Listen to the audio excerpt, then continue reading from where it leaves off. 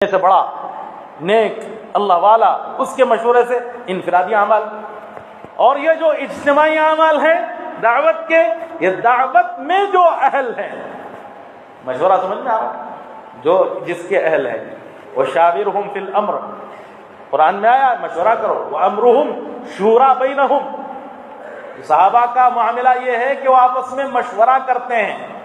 شورا کا لفظ قرآن میں ہے، شورا سورہ شورا، سورۃ الشورا ایک سورت ہی ہے، تو امرہم شورا بینہم، تمہارا امر یعنی صحابہ کا امر مشورے کے ساتھ ہوتا ہے۔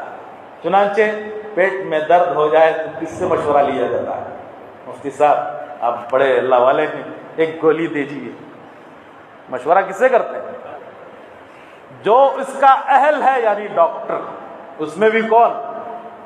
ہاں گیسٹرو انٹل، وہ کیا ہے لفظ کچھ اور ہے یاد نہیں آ رہا مجھے، تو اس سے پیٹ کے درد کے لیے، آنکھ میں درد ہے تو جی آئی اسپیشلسٹ کے لیے، کان میں درد ہے تو ENT سے، دل میں درد ہے کارڈیالوجی، جی ایسے اگر کتنے ہیں اسپیشلسٹ، ہر ایک کے لیے الگ، جس لائن کی بات ہے اس لائن کا جو اہل ہے اس سے مشورہ۔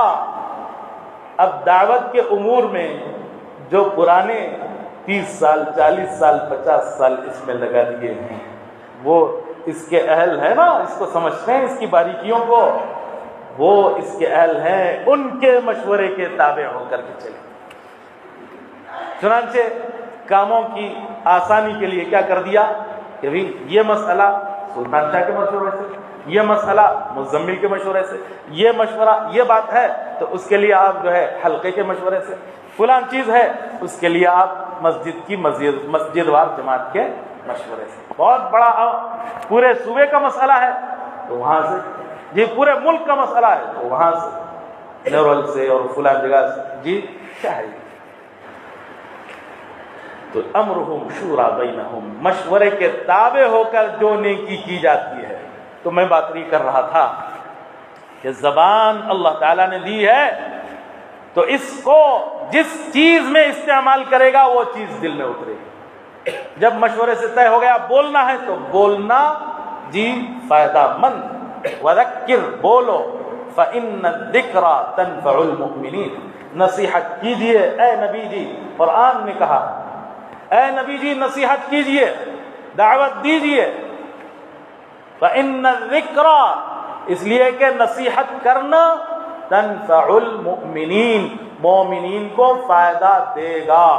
لیکن بہت سے نوجوان کہتے ہیں جب ان سے کہا جائے آ جاؤ مسجد میں دین کی بات ہو رہی، آ جاؤ فلاں بزرگ آئیں ان کی بات ہے، تو کہتے ہیں ہم نے بڑے بڑے لوگوں کا بیان سن لیا، ان کا کیا اثر کرے گا؟ کسی کی بات ہم کو اثر نہیں کرتی، جاؤ جاؤ جاؤ ضرورت نہیں،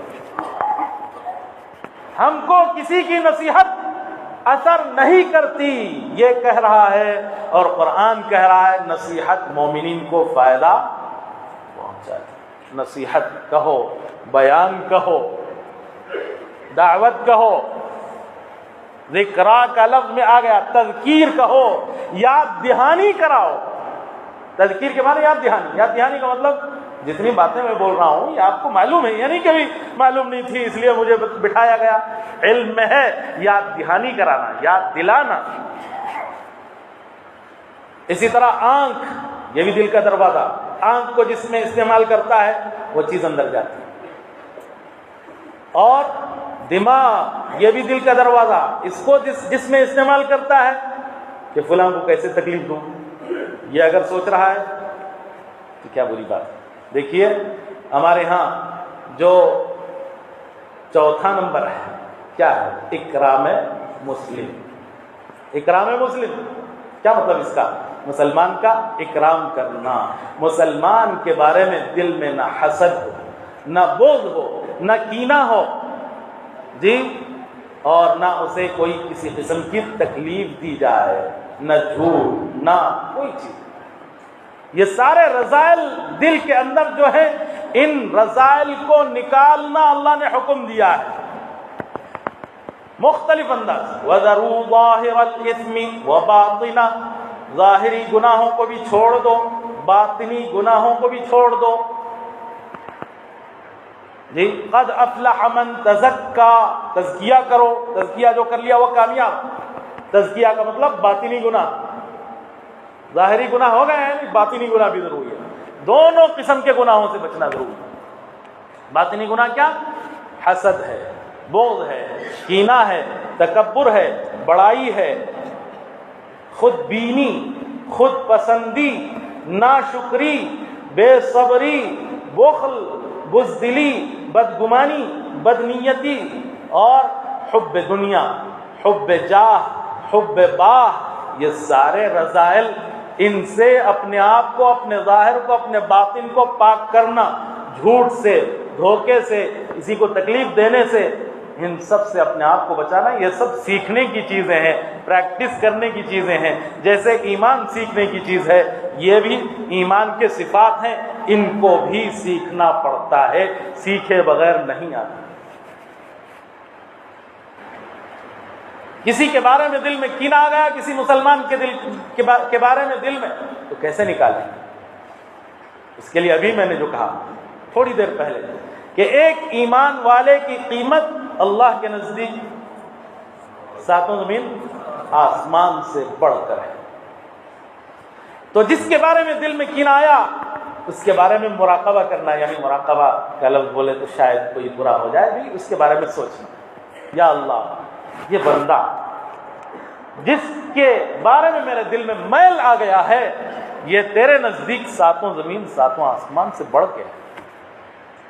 کسی وجہ سے آ جاتا ہے، کوئی جھگڑا ہوا، کوئی لفڑا ہوا، کوئی کچھ ہوا، تو جس کی وجہ سے میل دل میں آ جاتا ہے. اور حدیث میں آیا ہے کہ 3 دن سے زیادہ چھوٹ چھٹاؤ نہ رکھے. 3 دن تک کی اجازت دی. کیوں؟ اس لیے کہ انسان کمزور، اگرچہ کہ اولا یہ ہے کہ فوراً دل سے کینہ نکال دے، لیکن انسان کمزور ہے یا اس کا ایمان کمزور ہے، اس لیے زیادہ سے زیادہ 3 دن تک رکھنے کی اجازت ہے. اس کے بعد اجازت نہیں ہے. جس کے دل میں کینہ ہوگا، اس کے بارے میں فرمایا شب براءت میں قبیلہ بنو کلب کی بکریوں کی بالوں کے برابر انسانوں کی مغفرت ہوتی ہے، یعنی اربوں انسانوں کی ایک رات میں مغفرت ہوتی ہے. اس رات میں بھی کینہ پرور کی مغفرت نہیں ہوتی. کینہ پرور کیسے پتا چلے گا؟ 3 دن سے زیادہ بھی بات چھوڑ دیا ہے. 3 دن تک اجازت ہے. آخری درجہ ہے. پہلا درجہ تھی کہ فوراً نکال دینا تھا دل میں سے کینہ، لیکن 3 دن تک کے لیے یہ مراقبہ کر لے گا، یہ بھی سوچے گا. دوسرا طریقہ کیا ہے کینہ نکالنے کا؟ دعا کرے، یا اللہ فلاں آدمی بہت اچھا ہے، وہ ایمان والا ہے. ہم تو نفس ایمان کی طرف دیکھتے ہیں، چاہے وہ شرابی ہو، چاہے وہ جتنا گنہگار ہو، لیکن اگر رائی کے دانے کے برابر بھی اس کے دل میں ایمان ہے تو اسے دنیا سے 10 گنا بڑی جنت اللہ دینے والے ہیں. اس لیے میرے دل میں اس کے بارے میں کینہ نہیں ہونا چاہیے. تو دعا کریں، یا اللہ میرے دل سے کینہ نکال دے، اور بار بار سوچیں کہ اس کی قیمت اتنی زیادہ ہے، انشاءاللہ نکل جائے. بہت سی دعائیں ہیں، لیکن اب وقت بہت کم ہے، اس لیے اس طرف جانے کے بجائے آگے بات کو بڑھاؤں گا. رائی کے دانے کے برابر ایمان کا مطلب کیا ہے؟ رائی کے دانے کے برابر ایمان کا مطلب بھی سن لیں. اللہ تعالیٰ نے سورہ بقرہ کی آیت نمبر 137 137 میں بیان کیا ہے، فَإِنْ آمَنُوا بِمِثْلِ مَا آمَنْتُمْ بِهِ فَقَدِ اهْتَدَوْا. اگر لوگ ایمان لائیں اس طرح جیسے صحابہ ایمان لائیں تو ہدایت ملے گی. اب سوال یہ کہ صحابہ جیسا ایمان کہاں ہو سکتا ہے؟ اس لیے کہ صحابہ کا ایمان حضور صلی اللہ علیہ وسلم کی صحبت کی برکت سے. ارے صحابہ کیا، تابعین، بلکہ تبع تابعین کے مقام کو بعد کے اولیاء، بعد کے اتقیاء، علماء محدثین ائمہ مجتہدین نہیں پہنچ سکے تبع تابعین کے مقام کو. کیوں؟ اس لیے کہ ان کو تابعین کی صحبت حاصل ہے، اور سارے تبع تابعین کے مقام کو نہیں پہنچ سکے اس لیے کہ ان کو صحابہ کی صحبت حاصل ہے، اور تابعین تبع تابعین ائمہ فقہا اولیاء اور جتنے بھی ہیں اتقیاء صدیقین شہداء صالحین، یہ سب مل کر ادنا درجے کے صحابی کے مقام کو نہیں پہنچ سکتے. وجہ کیا ہے؟ کہ ان کو حضور صلی اللہ علیہ وسلم کی صحبت حاصل ہے، ہم کو صحبت حاصل نہیں ہے اور ہو نہیں سکتی، تو اس لیے ان کے مقام کو پہنچ نہیں سکتے. پھر کیوں حکم دیا کہ ان جیسا ایمان بناؤ؟ لا یکلف اللہ نفسا الا وسعها. جس چیز کی بندے کے اندر وسعت نہیں ہے اس کا حکم اللہ نہیں دیتے، پھر کیوں یہاں دیا؟ جواب اس کا یہ ہے کہ مثل یعنی صحابہ جیسا، یہ مثل میں دو چیزیں ہیں، ایک کمیت دوسرے کیفیت. آپ کمیت نہیں سمجھ سکتے تو سمجھیے کوانٹٹی، اور دوسری جو ہے چیز ہے کوالٹی. کوالٹی میں تو صحابہ جیسا ایمان ہو ہی نہیں سکتا، لاکھ کوشش کر لیں، لیکن کوانٹٹی میں ہو سکتا ہے، اور ضروری ہے جتنی چیزوں پر صحابہ کا ایمان ہے ان تمام چیزوں پر ہمارا ایمان ہے تو وہ ایمان معتبر ہے. ایک چیز کے بارے میں کہے نہیں مانتا تو وہ ایمان نہیں ہے. مثلا صحابہ 10,000 چیزوں پر ایمان رکھتے ہیں، میں کہوں کہ 9,999 چیزوں کو مانتا ہوں، نعوذ باللہ ایک کو نہیں مانتا. بار بار نعوذ باللہ کہنا پڑا، یہ تو مثال کے لیے کہہ رہا ہوں. اللہ موت تک اس جیسی نوبت سے بچائے، ہر ایک کو بچائے. ایک چیز کے بارے میں کہے کہ فلاں نہیں مانتا، قرآن کی 6,666 آیتوں میں سے کہے کہ آدھی آیت کو نہیں مانتا، کیا ضرورت اس زمانے میں چلتی؟ کیا گیا وہ مومن نہیں. اسی کو کہا کہ ایمان متجزی نہیں ہوتا، یعنی اس کے پارٹس نہیں بنتے کہ نہیں اتنے پرسنٹ ایمان ہے. یوں نہیں کہا جائے گا یہ 6,665 آیتوں کو تو مانتا ہے اس لیے 99.99% تو مسلمان ہے. بولیں گے ہرگز. سب کو مانا تو مومن ہے، نہیں تو نہیں ہے. کوانٹٹی میں کوئی کمپرومائز نہیں، کوالٹی میں ہے. لیکن اس کا مطلب یہ نہیں ہے کہ کوشش نہیں کرنا چاہیے، کوشش بہت آگے بڑھنے کی کرنا چاہیے. صحابہ کے ایمان کو سامنے رکھ کے کوشش کرنا چاہیے، لیکن ماننا پڑے گا کہ ان تک پہنچ ہرگز نہیں سکتے. لیکن اس کا مطلب یہ نہیں ہے کہ بالکل کوالٹی میں کوشش نہ کی جائے، نہیں ہرگز نہیں، کوشش تو کرنا چاہیے. یہ ہے رائی کے دانے کے برابر ایمان کہ صحابہ کے عقائد 10,000 چیزوں کے بارے میں جیسے ہیں، مثلا فار ایگزامپل 10,000 بول رہا ہوں، اس سے زیادہ بھی ہو سکتے ہیں کم بھی ہو سکتے ہیں. ایمان یہ بہت بڑا سمندر ہے، ایمان بہت بڑا سمندر ہے. اس لیے کہ ایمان اللہ کو پہچاننا، جیسے اللہ کی ذات لامحدود ہے، اللہ کو پہچاننے کے لیے جو علم ہے وہ بھی لامحدود ہے. کوئی یہ نہیں کہہ سکتا کہ میں پوری زندگی اللہ کو پہچاننے کے لیے علم حاصل کرتا رہا. اگر 1000 سال بھی دے دیے جائیں، پوری عمر بھی اللہ کو پہچاننے میں، اس کے پہچاننے والے علم میں لگا دیا، تو یہ نہیں کہہ سکتا کہ میں اتنے % اللہ کو پہچان لیا. نعوذ. اللہ کی ذات وراء الورا ہے.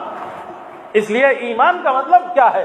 پہلی چیز اللہ کو پہچاننا. آمنت باللہ وملائکتہ، ملائکہ پر ایمان، وکتبہ، اور تمام کتابوں پر ایمان. یہ کہنا کہ صرف قرآن کو مانتا ہوں تورات کو نہیں مانتا، گیا.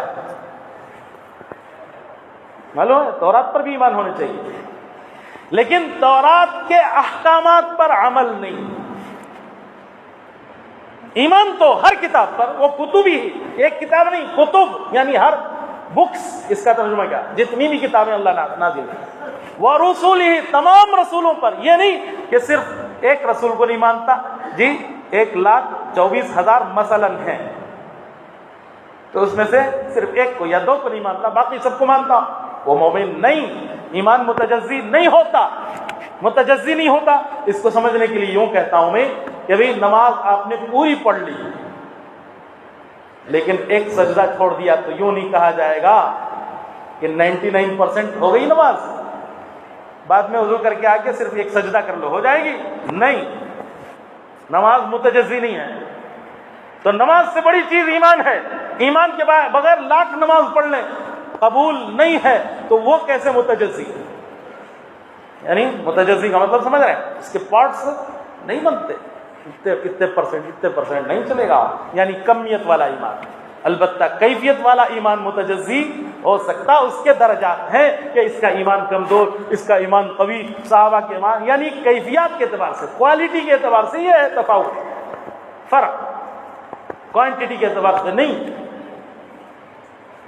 اسی وجہ سے امام اعظم ابو حنیفہ رحمہ اللہ نے یہ فرمایا کہ ایمان متجزی نہیں ہوتا۔ جیسے وضو آپ نے کیا، چہرہ بھی دھو لیا، ہاتھ بھی دھو لیے، پیر بھی دھو لیے، مسا چھوڑ دیا تو بھئی 90% میرا وضو ہو گیا، اس لیے نماز بھی 90% ہو جائے گی، کوئی کہہ سکتا نہیں؟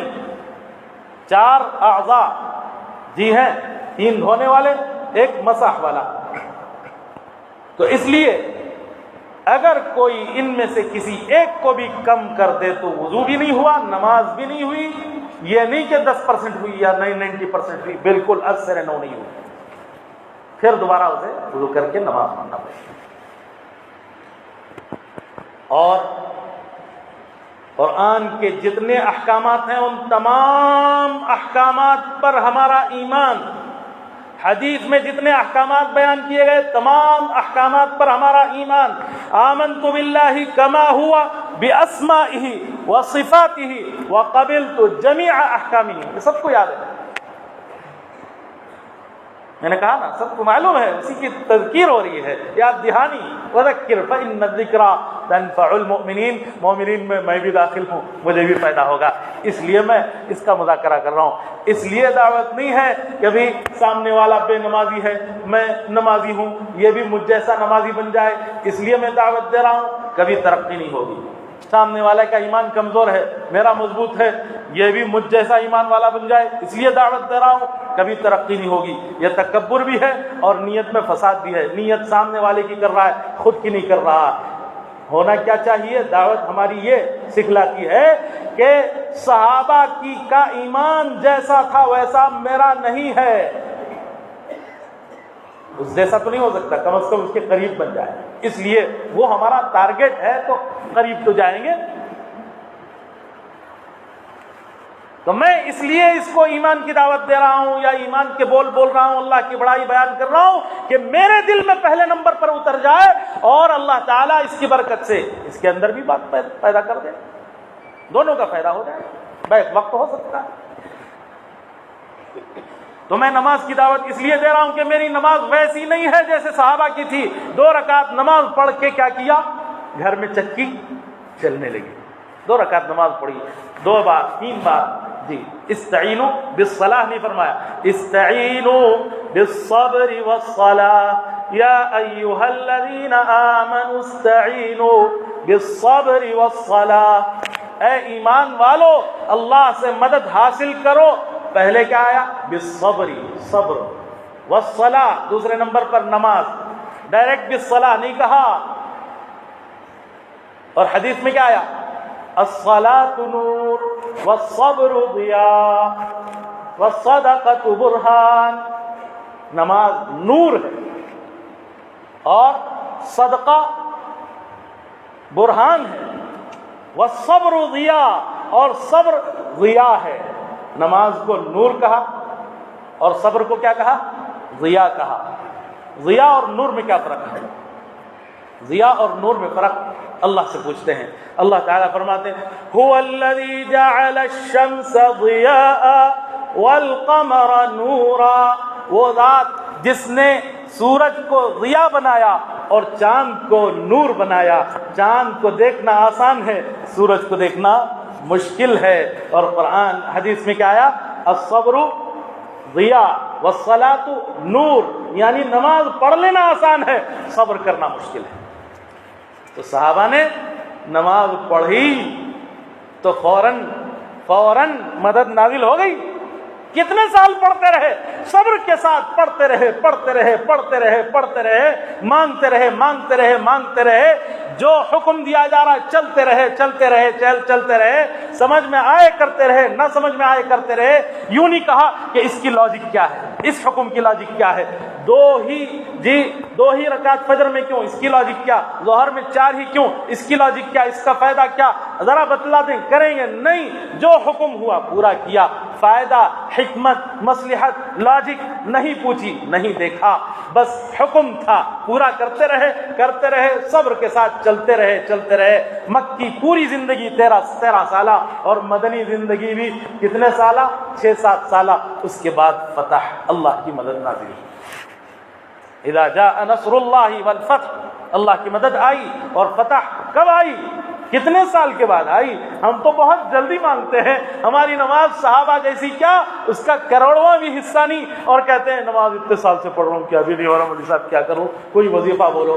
اللہ کے نبی صلی اللہ علیہ وسلم نے جو وظیفہ بتلایا اس سے بڑھ کے کوئی ہے. جب ہم ان سے کہتے ہیں صلاۃ الحاجات پڑھو, صلاۃ الحاجات بہت پڑھ لیا, کچھ نہیں ہوا, کوئی دوسرا وظیفہ بتلائیے. صلاۃ الحاجات سب سے بڑا وظیفہ ہے, لیکن اس سے ہزاروں گنا بڑا وظیفہ فرائض ہیں. فجر کی فرض, ظہر کی فرض, اور عصر کی اور مغرب کی اور عشاء کی. صلاۃ الحاجات سے ہزاروں, بلکہ اس سے بھی زیادہ. ہمارے پاس کوئی ناپنے کا نہیں. کیوں؟ حدیث میں آیا ہے, بندہ, حدیث قدسی ہے, اللہ تعالیٰ فرما رہے ہیں کہ فرائض کے ذریعے سے بندہ میرے سے جتنا قرب حاصل کر سکتا ہے, اتنا قرب کسی اور عمل سے نہیں حاصل کرتا. فرائض سے. فرائض کیا ہے؟ نماز, رمضان میں روزے, سال گزر گیا مال پر زکات, اور پیسہ ہے حج کر سکتے ہیں حج, اور سچ بولنا, جھوٹ نہ بولنا. علماء نے یہ بھی فرمایا سچ بولنا فرض نہیں ہے, لیکن جھوٹ نہ بولنا فرض ہے. ذرا غور سے سن لیں, کیا ابھی سچ بولنا فرض نہیں ہے بول دیے نا. دوپہر میں کیا کھایا, فلاں چیز کھایا, اگر وہ بولوں سچ ہے کہ نہیں, بولنا فرض ہے گا. کتنی چیزیں راز جو چھپاتے ہیں, صحابہ کرام بھی چھپاتے تھے, حضور صلی اللہ علیہ وسلم بھی. تو سچ بولنا فرض نہیں ہے, لیکن جھوٹ نہ بولنا فرض ہے. دھوکہ نہ دینا فرض ہے, کسی کو تکلیف نہ دینا یہ فرض ہے. ایک مسلمان کو تکلیف, حدیث میں آیا الربا 70 شعبۃ ایسرها ان ينكح الرجل امه. سود کی 70 شاخیں ہیں, سب سے ہلکا درجہ سود کا اپنی ماں سے منہ کالا کرنے کے برابر ہے. درہم ربا یاکلہ الرجل وهو يعلم اشد من 36 زنیۃ. ایک درہم سود کا جان بوجھ کر کھا لینا 36 زنا سے بدتر ہے. زنا کو تو بدتر سمجھتے ہیں. الغیبۃ اشد من الزنا, غیبت زنا سے بھی زیادہ سخت ہے, حدیث میں آیا ہے. اور ایک حدیث میں آیا ہے کہ سب سے بدترین سود ایک مسلمان کی آبرو ریزی کرنا, کسی مسلمان کو ذلیل کرنا, اس کا ٹھٹا اڑانا, اس کا مذاق اڑانا, اس کی کسی بات پر ہنسنا, اس کا برا نام لے کے پکارنا ہے, فلاں تو ایسا, فلاں ایسا, اس کا نام ہی رکھ دیا آڑا, اس کی غیبت کی. تو یہ کیا ہے؟ حضرت شیخ نے یہ حدیث جو لائی ہے وہ کہاں لائی ہے؟ غیبت کے عنوان پر ہی لائی. کہ سب سے بدترین سود, جب سب سے ہلکا سود کیسا ہے کہ ماں سے منہ کالا کرنے کے برابر ہے, تو سب سے بدترین سود کتنا برا ہو جائے گا. اس کے بالمقابل جب ایک مسلمان کو بندہ ایک مسلمان کا ساتھ دیتا ہے, اس کی مدد کرتا ہے, تو حدیث میں آیا ہے, حضرت ابن عباس رضی اللہ عنہ نے فرمایا, جب وہ مسجد نبوی صلی اللہ علیہ وسلم میں اعتکاف میں بیٹھے ہوئے تھے, فرمایا کہ کسی مسلمان کی مدد کے لیے کوشش کرنا, بھاگ دوڑ کرنا, 10 سال کے اعتکاف کے برابر ثواب رکھتا ہے۔ اور ایک دن کے اعتکاف پر کیا ہوگا؟ ایک دن کے اعتکاف پر معتکف کے اور جہنم کے درمیان اللہ تعالیٰ 3 خندقیں آڑ فرما دیں گے۔ ہر خندق اتنی چوڑی کہ جتنی زمین و آسمان کے درمیان کی مسافت ہے، اتنی ہر خندق، ایسی 3 خندقیں صرف ایک دن کے نفلی اعتکاف پر ہے۔ اب 10 سال کا اعتکاف کتنا ہوگا؟ ایک مسلمان کی مدد کے لیے، اس کی بھوک، اس کی تکلیف، اس کی بیماری، یا وہ فرضی مقدمات میں پھنسا ہوا، اس کے لیے کوشش کرنا کتنا بڑا ثواب رکھتا ہے۔ لیکن آگے اس سے بڑا ثواب بتلاؤں؟ اس سے بڑا ثواب کیا ہے؟ کنتم خیر امت اخرجت للناس، تم بہترین امت ہو، لوگوں کی نفع رسانی کے لیے تم کو نکالا گیا، لوگوں کی نفع پہنچانے کے لیے، ابھی بول رہا تھا نا، لوگوں کو نفع پہنچانے کے لیے تم کو نکالا گیا، پیدا کیا گیا ہے۔ وہ نفع کیا ہے؟ دنیا کا نفع بھی ہے، جیسے ابھی بتلایا میں، بھوکے کو کھانا کھلانا، اور کوئی کپڑوں کا محتاج ہے کپڑوں کا انتظام کرنا، پانی کا محتاج ہے پانی کا انتظام کرنا، علاج کا محتاج ہے علاج کا انتظام کرنا۔ پھر آگے اللہ نے خود فرمایا کہ اس کے علاوہ اور بھی نفع رسانی کا کام ہے جو اس سے بڑا ہے۔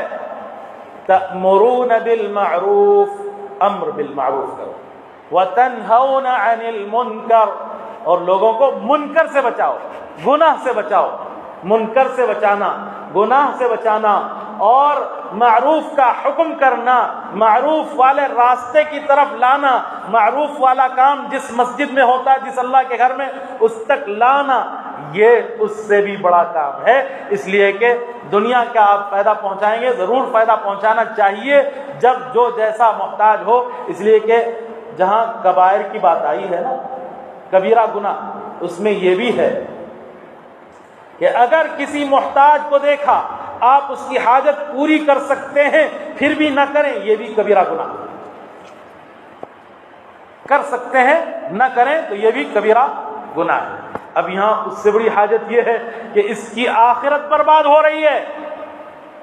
جو حقیقی مولا ہے، جو اللہ، جو رب اس کو پیدا کیا، اس کا پالنہار، اس کو سب کچھ دے رہا ہے، اس کو بھولا بیٹھا ہے اور اس کی نافرمانی کر رہا ہے۔ اس سے بچانا اس سے بڑا کام، اس لیے کہ اس کا جو نقصان ہے وہ ہمیشہ ہمیشہ کا ہے، کبھی ختم نہ ہونے والی زندگی کا نقصان، اس نقصان سے بھی بچانا ہمارا کام۔ اس لیے خیر امت کہا گیا کہ اخرجت للناس، لوگوں کی نفع رسانی کے لیے اس کو نکالا گیا ہے، اور تأمرون بالمعروف وتنہون عن المنکر، منکر سے روکنا۔ اس کے آداب بھی حدیث میں بتلائے گئے کہ کیسے روکنا ہے، ایک حدیث سے ہم سمجھ سکتے ہیں۔ المؤمن مرآۃ المؤمن، حدیث میں کیا آیا؟ مومن کا آئینہ ہے۔ جب آپ آئینے کے سامنے کھڑے ہوں گے تو آئینے کے صفات کیا ہیں؟ جو خوبیاں آپ کے اندر ہیں وہ بتلائے گا۔ ماشاءاللہ آپ کا چشمہ بہت اچھا ہے، داڑھی بہت اچھی ہے، مونچھ برابر ہیں، جی خوبصورتی کیا ہے، سب پہلے بتلائے گا۔ پھر جو عیب ہے وہ بھی بتلائے گا، خوبیاں بھی بتلائے گا، اور سارے عیب بھی بتلائے گا، کسی عیب کو نہیں چھپائے گا، لیکن صرف اسی کو بتلائے گا جو آئینے کے سامنے کھڑا ہے۔ دوسروں سے جا کے نہیں کہے گا دیکھو اس کے چہرے پہ داغ لگا ہے، سائلنٹ موڈ میں بتلائے گا، چلا کے نہیں بتلائے گا کیا نہیں عقل نہیں ہے، داغ لگا ہوا ہے جا نکال، بلکہ آہستہ سے سائلنٹ موڈ میں بتلائے۔ اور خود آئینہ دیکھنے والے کی یہ خوبی ہے، کبھی آئینے کو گالی نہیں دے گا، ہاں میرے عیوب دکھاتا ہے، بلکہ وہ خوش ہوگا، اس کا شکر ادا کرے گا۔ اگر میلا ہے تو پوچھ کے رکھے گا، پھوٹ گیا ٹوٹ گیا تو اسے نیا بنوائے گا، نیا لا کے رکھے گا، یہ میرے عیوب کو بتلانے والا، یہ میری اصلاح کرنے والا۔ اس طرح ایک مومن دوسرے مومن کے لیے آئینہ ہے کہ اس کے اندر جو برائی ہے دیکھے تو پہلے کیا کرے؟ خوبیاں بتلائے. ماشاءاللہ بہت اچھے آدمی ہیں، نماز پڑھتے ہیں، جمعہ آ جاتے ہیں، جی ماشاءاللہ، تو بھی پہلی صف میں آتے ہیں، بہت اچھی بات، اللہ آپ کو اور ترقی دے، اور ترقی دے. پھر اس طرح چلو چائے پیئیں گے، چلو فلاں جگہ جائیں گے، جی آ جائیے، آج وقت نہیں کل آئے. انتظار میں داعی کیا ہوتا ہے؟ انتظار میں رہتا ہے کب اس سے دوستی کروں.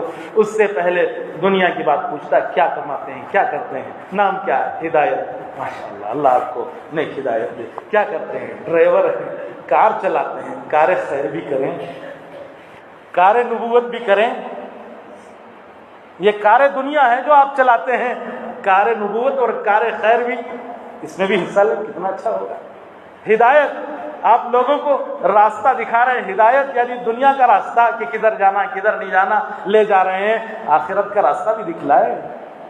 کیا ہدایت بھی کہاں ہے انشاءاللہ. تو اس طرح ہم اس سے دوستی کریں گے. جب یہ سمجھ گئے کہ اب زمین ہموار ہو گئی ہے تو تب بیج بویا جاتا ہے.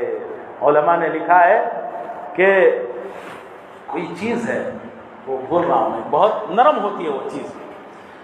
کسان اس چیز کو زمین پر ڈال کے دیکھتا ہے. اگر وہ گڑا بن جائے تو سمجھتا ہے کہ اب زمین جو ہموار ہو گئی ہے، نرم ہو گئی ہے، بیج بونے کے قابل ہو گئی ہے. جب وہ ٹوٹ جائے تو سمجھتا ہے کہ ابھی قابل نہیں ہوئی، پھر ہل چلاتا ہے. اس طرح پہلے دوستی کرتا ہے، پہلے چائے پلاتا ہے، ناشتہ کراتا ہے. کیا نہیں کر سکتے ہم دنیا کے لیے، کیا نہیں کرتے. اپنا بزنس بڑھ جائے، اپنی چیز بک جائے، اس کے لیے آئیے بیٹھیے، آئس کریم لائیے، فلاں چیز لائیے، چائے، دودھ، پانی، پتہ نہیں کیا کیا، حالانکہ اندر سے نہیں ہے، صرف باہر سے. اور پھر اس کے بعد یہ لے لیجیے، بہت اچھا، اے لے لیجیے، ارے یہ چھوٹی چیز کیا، بڑی چیز لے لیجیے، اس سے اچھی. وہاں اتنا دماغ چلتا ہے. ارے اس کام میں جیسے جان لگانا، مال لگانا، دماغ بھی لگانا ہے اور دل بھی لگانا ہے. کیوں؟ اس لیے کہ دل جس میں لگ جاتا ہے سارے اعضاء اس کے تابع ہو جاتے ہیں. دل جس سے لگ جاتا ہے، آنکھ چاہتی ہے اسے دیکھیں، کان چاہتے ہیں اس کی بات سنیں، دماغ پلان بناتا ہے کیسے اس کے قریب جاؤ، کیا کیا ہوتا ہے. جی پیر چاہتے ہیں کہ اس کی طرف چلے. دل جس سے لگ جاتا ہے سارے اعضاء اس کے تابع ہیں. اس لیے دل بھی لگانا اس کام میں، اس لیے لگانا تاکہ میں دل میں اللہ کی بڑائی، اللہ کی محبت، اللہ کی ربوبیت دل میں داخل کرنے کا، اللہ کی محبت کو پیدا کرنے کا محتاج ہوں. ایک ہوتا ہے عشق، ایک ہوتی ہے محبت. محبت تقسیم ہو سکتی ہے، عشق تقسیم نہیں ہوتا. اس لیے اللہ نے فرمایا والذین آمنوا اشد حبا للہ، ایمان والے اللہ سے شدید محبت رکھتے ہیں. شدید محبت کا ترجمہ علماء نے کیا ہے کہ عشق تقسیم نہیں ہوتا، محبت تقسیم ہوتی ہے. کیا مطلب؟ یعنی ایک آدمی کے 4 بیٹے ہیں تو چاروں میں محبت تقسیم ہو رہی ہے. اور بیوی کے لیے بھی محبت، بیٹوں کے لیے بھی محبت، بیٹیوں کے لیے بھی محبت، والدین کے لیے بھی محبت، دوستوں کے لیے بھی محبت، شاگردوں کے لیے بھی، اساتذہ کے لیے بھی، بزرگوں کے لیے بھی، سب سے محبت تقسیم ہو رہی ہے. لیکن عشق ایک ذات سے ہے، ایک اللہ سے ہے. اللہ کے علاوہ کوئی دل میں نہ آئے. ایک بزرگ کہتے ہیں کہ جب حضرت عزرائیل علیہ السلام قریب آئے اور ان سے جی السلام علیکم کہا تو کہا وعلیکم السلام، آپ کا آنا بہت مبارک. میں 40 سال سے اپنی دل کی کھڑکی کے پاس بیٹھا ہوا آپ کا انتظار کر رہا ہوں. جب بھی غیر اللہ اندر آنا چاہتا ہے تو کھڑکی کا دروازہ بند کر لیتا. غیر اللہ کا معنی کیا؟ غیر اللہ کا مطلب نافرمانی، گناہ. جو بات حضور صلی اللہ علیہ وسلم نے کی، جو آپ کی سنتیں ہیں، اس کو اپنانا، یہ غیر اللہ نہیں ہے اللہ تک پہنچنے کا راستہ. تو میں کہہ رہا تھا محبتیں تقسیم ہو سکتی ہے، عشق تقسیم نہیں ہوتا. اور محبتوں کو عشق کے لیے یعنی اللہ کی محبت کے لیے قربان کیا جاتا ہے. حضرت ابراہیم علیہ السلام نے اپنی بیوی کو، اپنے بچے کو چھوڑ دیا، اللہ کو نہیں چھوڑا، اللہ کے حکم پر چھوڑا. عشق کی بنیاد پر محبتوں کو دور کیا. اور اپنے بیٹے کو قربان کیا، یہ بھی کس پر؟ یہ محبت جو قربان اللہ کے عشق میں۔ اور اتنا ہی نہیں، اپنے آپ کو بھی آگ میں جھونک دیا، نمرود کی آگ میں اپنے آپ کو جھونک دیا، لیکن کیا ہوا؟ اللہ نے اس کو گلزار بنا دیا۔ تو اس لیے عشق کے لیے محبتوں کو قربان کیا جا سکتا ہے، اور اللہ سے محبت جو پیدا ہوگی، قل ان کنتم تحبون اللہ فاتبعونی، اے نبی جی آپ کہہ دیجئے اگر تم کو اللہ سے محبت ہے تو میری اتباع کرو۔ یحببکم اللہ، اللہ تم سے بھی محبت کریں گے، وَيَغْفِرْ لَكُمْ ذُنُوبَكُمْ، اور تمہارے گناہ بھی معاف کریں گے۔ دو چیزوں کا آدمی کو، جی میرے سے کوئی محبت کرے گا نہیں کرے گا، اللہ محبت کرے گا۔ اللہ جب کسی سے محبت کر لیتے ہیں، علماء فرماتے ہیں محبت اور قبولیت اوپر سے چلتی ہے نیچے تک آتی ہے، اور شہرت نیچے چلتی ہے نیچے تک رہ جاتی ہے۔ سمجھ میں آ رہی؟ سنتوں سے محبت، تعلق، سنتوں کی اتباع کی بنیاد پر اللہ، مسلم شریف کی روایت ہے، اللہ تعالی حضرت جبرائیل علیہ السلام کو بلاتے ہیں، اے جبرائیل میں فلاں بن فلاں سے محبت کرتا، تم بھی محبت کرو۔ حضرت جبرائیل علیہ السلام بھی اس سے محبت کرتے ہیں، اور فرشتوں میں اعلان کرتے ہیں کہ فلاں بن فلاں سے اللہ محبت کر رہے ہیں، تم بھی محبت کرو۔ اور زمین میں اس کی قبولیت اتار دی جاتی ہے۔ حدیث کیا؟ جی الفاظ نہیں، اس کا ترجمہ میں کر رہا ہوں، الفاظ بولنے کا وقت نہیں، بالکل وقت قریب ہے۔ تو اس لیے کیا کریں گے؟ سنتوں کی پابندی کریں گے، سب کریں گے۔ جو کہیں گے کہ سنتوں کی پابندی میں کرنا چاہتا ہوں، ان کے لیے ایک ترکیب بتاؤں گا۔ اس کا مطلب یہ نہیں کہ آپ اب تک نہیں کر رہے ہیں، کر رہے ہیں، میرے سے دیا کر رہے ہیں، لیکن کوئی ایک دو ایسے رہ گئے ہوں گے جو نہیں کرتے ہوں گے، ان کے لیے بتلاتا ہوں ترکیب۔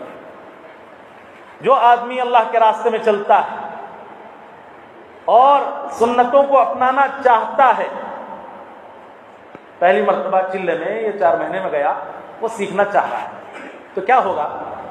مثلا مسجد میں داخل ہونے کی دعا یاد کر لیا، بسم اللہ والصلاة والسلام علی رسول اللہ، اللہم افتح لی ابواب رحمتک، پڑھنا ہے، یاد تو کر لیا، لیکن یاد کب آیا؟ مسجد میں آ کے بیٹھ گیا، اب یاد آ رہا، ارے دعا پڑھنا تھا۔ ارادہ کیا تھا کہ اس کے بعد کبھی نہیں بھولوں گا، لیکن بھول گیا، اندر آ کے یاد آیا، پھر خیال آتا آئندہ سے نہیں بھولنا، عصر میں بھول گیا، مغرب میں نہیں بھولنا، پھر مغرب میں ایسے ہی خیال آتا ہے، پھر سوچتا ہے کہ عشاء میں نہیں بھولنا، پھر فجر میں ایسے ہی ہوتا ہے، ہر دن ایسے ہی زندگی گزر جائے گی۔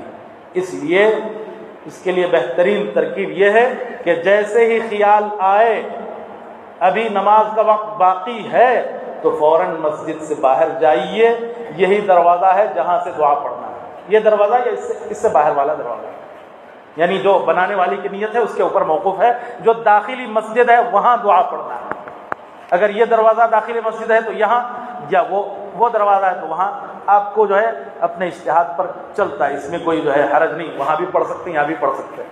اگر پکی بات معلوم ہو گئی تو جہاں سے وہیں سے پڑھیں، اس سے پہلے پڑھنے میں کوئی حرج نہیں۔ دعا پڑھ کے سیدھا پیر رکھ کر کے اندر آئیں، ایسے 10 مرتبہ کر لیں گے لگاتار۔ کیسے کرنا؟ یاد آنے کے بعد بھی پھر جانا، دعا پڑھ کے اندر آئیں، 10-12 مرتبہ آپ ایسا کر لیں، کبھی زندگی میں نہیں بھولیں گے۔ بیت الخلاء جانے کی دعا یاد کر لی، اللہم انی اعوذ بک من الخبث والخبائث، یہ دعا تو یاد کر لی، لیکن اندر جانے کے بعد یاد آیا، ارے دعا پڑھنا بھول گیا، بایاں پیر رکھ کے آنا تھا، بھول گیا، جیسے اب تک آ رہا تھا ویسے آ گیا۔ تو جیسے ہی یاد آئے، ابھی کپڑے نہیں نکالے ہیں تو فوراً آ جائیے، یا نکالے ہیں تب بھی جی ابھی فارغ نہیں ہوئے تو آ سکتے ہیں باہر، آ کر کے جی آپ کیا کریں گے؟ اس جگہ دعا پڑھیں گے جہاں بدبو نہیں ہے، اور پھر بایاں پیر رکھ کر کے اندر داخل ہوں، پھر قدمچے پر داہنا پیر رکھ کے داخل ہوں۔ اس طرح 10-15 مرتبہ آپ کر لیں گے تو انشاءاللہ زندگی میں کبھی اس سنت کو نہیں بھولیں گے۔ اسی طرح آپ اسی ترکیب کے ساتھ ہر سنت پر عمل کرنا سیکھ لیں، اس لیے کہ ایک طرف وہ عمل جو خلاف سنت ہو اور دوسرا عمل ایک طرف جو سنت کے موافق ہو، دونوں میں ہزاروں نہیں لاکھوں کروڑوں درجے گنا تفاوت اور فرق ہے۔ اس میں وہ قرب اللہ کا ملے گا جو قرب آپ کو کسی اور میں نہیں ملے گا۔ تو میں کہہ رہا تھا کہ حدیث قدسی میں اللہ تعالیٰ فرما رہے ہیں کہ فرائض کے ذریعے سے بندہ میرے سے اتنا قریب ہوگا جتنا کسی اور عمل سے قریب نہیں ہوگا۔ پھر فرائض کے بعد نوافل کی پابندی، سنتوں کی پابندی۔ سنتوں کی پابندی تو اس میں لفظ نہیں ہے، لیکن نوافل کی پابندی کا مطلب سنتیں چھوڑ کے نہیں، پہلے سنتوں کا درجہ، سنتوں کے ساتھ ساتھ نوافل کی بھی پابندی کرتا چلا جاتا ہے، یہاں تک کہ میں اس کی آنکھ بن جاتا ہوں جس سے وہ دیکھتا ہے، میں اس کی زبان بن جاتا ہوں جس سے وہ بولتا ہے، میں اس کے کان بن جاتا ہوں جس سے وہ سنتا ہے، میں اس کے ہاتھ بن جاتا ہوں جس سے وہ پکڑتا ہے، میں اس کے پیر بن جاتا ہوں جس سے وہ چلتا ہے۔ جب یہ کیفیت ہو جائے گناہ ہوں گے، اگر انسان ہونے کی وجہ سے ہو گیا تو گناہ پر وہ باقی رہے گا، اللہ اس کو باقی رکھنے